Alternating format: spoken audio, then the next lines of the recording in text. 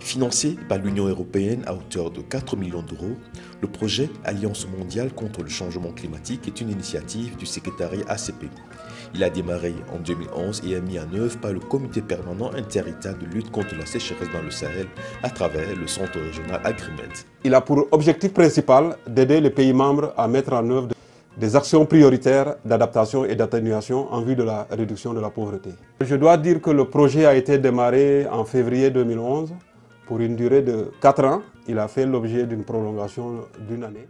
J'ai un rôle d'interface entre le SILS et ses démembrements et la délégation de l'Union européenne qui est basée à Ouagadougou. Mais en tant que technicien, j'ai aussi un rôle dans la mise en œuvre du projet et notamment dans la composante 2 qui porte donc sur l'appui à l'intégration des solutions SOLV dans les plans et stratégies, et la composante 3 du projet qui porte donc sur le renforcement des capacités de négociation de la sous-région aux différentes conférences sur le climat.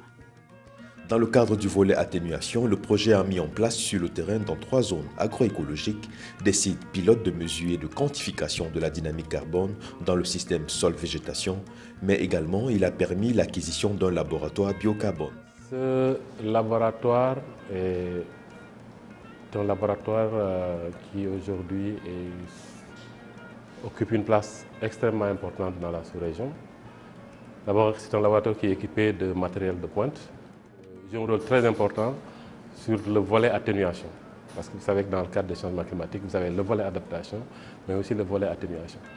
Dans la mesure où c'est un laboratoire qui nous permet de faire des mesures de carbone aussi bien sur le terrain qu'au niveau des échantillons de biomasse et de sol. Mais aussi, avec les appareils que nous avons, nous pouvons mesurer l'hydrogène, l'azote, le soufre et l'oxygène de nos échantillons. Le laboratoire biocarbone, de par l'ossature du matériel qui le constitue, est une référence dans la sous-région. Normal au vu de la qualité du travail de précision effectué par chaque appareil et instrument. L'accès dans le laboratoire est strictement réservé. Les manipulations qui y sont effectuées exigent un savoir-faire avéré. Le Centre régional Agrimed, reconnu comme centre d'excellence en matière de formation et d'information, dispose de compétences appropriées, lesquelles effectuent différentes analyses physico-chimiques des échantillons de biomasse et de sol ramenés du terrain et des sites pilotes. La mise en place de ce labo répond d'abord premièrement à cette préoccupation de pouvoir appuyer ces équipes de recherche des sites pilotes, sites Sahel, sites Savane, sites Forêt, qui sont des sites représentatifs de l'ensemble des agro-écosystèmes rencontrés dans la sous-région. Le labo permet à ces équipes de venir faire des analyses de leurs échantillons, que ce soit des échantillons de sol ou de biomasse, pour pouvoir déterminer la teneur, soit en carbone, en oxygène, en hydrogène, en azote, en soufre, de leurs échantillons. Les analyses commencent d'abord par la pesée des échantillons avec la balance. Les données sont immédiatement enregistrées, c'est-à-dire le poids de l'échantillon est immédiatement enregistré dans une table d'échantillons qui correspond à la table au passage de l'échantillon que nous aurons au niveau de l'échantillonneur. Donc l'échantillon pesé sont donc introduits dans l'appareil et une fois que l'appareil a fait son travail, c'est-à-dire l'analyse de l'échantillon que nous avons mis, nous réceptionnons donc les données au niveau du logiciel. Et la réception se présente sous forme d'une courbe chromatographique. Et sur cette courbe chromatographique, nous avons les différents paramètres recherchés dans l'échantillon que nous avons analysé, c'est-à-dire l'azote, le carbone, l'hydrogène et le soufre, et éventuellement l'oxygène. Donc, une fois que nous avons dans cette courbe-là, nous procédons à l'interprétation pour avoir les différents éléments en termes de teneur de carbone que nous pouvons avoir dans l'échantillon.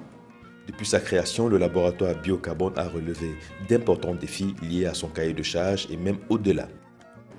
Ce qui existe aujourd'hui dans la sous-région, ce laboratoire, c'est un laboratoire qui vient à point nommé et qui permet à ces équipes-là, au pays, de pouvoir prendre en compte un certain nombre de données qui sont utiles pour ce qu'on appelle les systèmes MRV, c'est-à-dire les systèmes de mesure, de rapportage et de vérification, qui sont importants pour les porteurs de projets, pour les processus RED+, par exemple, qui sont engagés dans les pays, et pour un certain nombre d'autres initiatives qui sont aujourd'hui mises en œuvre dans les différents pays pour adresser les questions climatiques, pour adresser les questions d'atténuation dans le cadre de la mise en œuvre des actions pour répondre à la problématique très cruciale du changement climatique. Ces défis ne représentent pourtant qu'une partie de l'immense travail amorcé depuis quelques années.